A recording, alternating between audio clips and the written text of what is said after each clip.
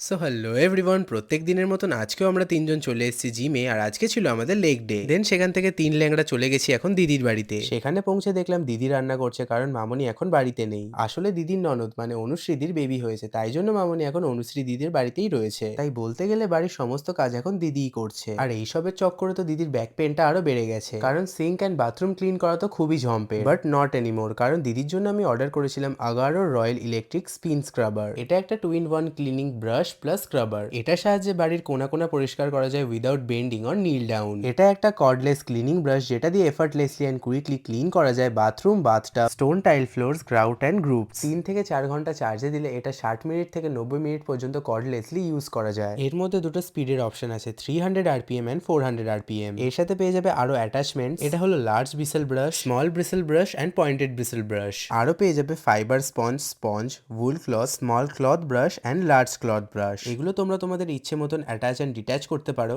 আর এই এক্সটেনশন রডের সাহায্যে ক্লিনিং করা আরো ইজি হয়ে যায়। এই স্ক্রাবারটার ডিজাইন খুবই টাইটলি প্রোটেক্টেড। এটা যেমন হিউমিড এনভায়রনমেন্টে ইউজ করা যায়, সেরকম আবার ব্রাশ হেডে ওয়াটার দিয়ে এটাকে ওয়াশ করতে পারো by dipping. Cordless design allow করে get rid of rope restriction, further improving cleaning speed and achieving efficient deep cleaning. But note this, do not immerse the entire handle in water. So link in the description box.